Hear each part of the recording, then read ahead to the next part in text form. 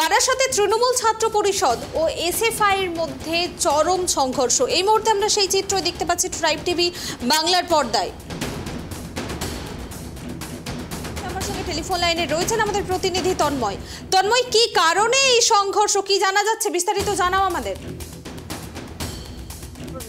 বিচারের দাবিতে কিন্তু মধ্যমগ্রাম চৌমাথা থেকে বামেদের ছাত্র সংগঠনের একটি মিছিল ডিএম অফিসের উদ্দেশ্যে রওনা দিয়েছিল।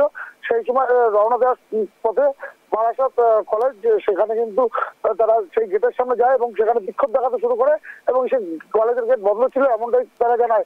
পরবর্তী সেই গেট থেকে তারা কিন্তু চলে আসে বারাসাত গভর্নমেন্ট কলেজে। সেই গভর্নমেন্ট কলেজে এসে তারা কিন্তু একেবারে বিক্ষোভ দেখাতে থাকে এবং গেটের ভিতরে ছিল হচ্ছে টিএমসি সমর্থকেরা এবং টিএমসি সমর্থকদের সঙ্গে তখনই কিছুটা বাঘ বিতণ্ডায় জড়িয়ে পড়ে। পরবর্তীতে হাতাহাতি মারধরের ঘটনা ঘটে। এই ঘটনায় কিন্তু দুই পক্ষেরই প্লাগ পেস্টুন এগুলো কিন্তু ছেঁড়া হয়, এমনটাই কিন্তু অভিযোগ। ঘটনার খবর পেয়ে ঘটনাস্থলে আসে কিন্তু বারাসাত থানার পুলিশ।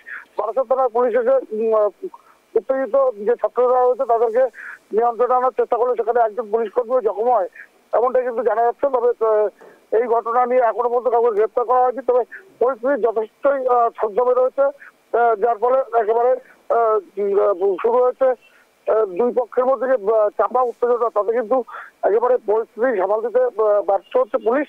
কারণ এসএফআই যে সমর্থকরা রয়েছে তারা কিন্তু একেবারে রাস্তার উপরে একেবারে অটোর উপরে দাঁড়িয়ে তারা কিন্তু একেবারে মাইকিং শুরু করেছে এবং প্রতিবাদ জানাচ্ছে এবং ভিতরে কলেজের গেটের ভিতরে টিএমসি যারা ছাত্র তারা রয়েছে তারা কিন্তু একেবারে স্লোগান দিচ্ছে।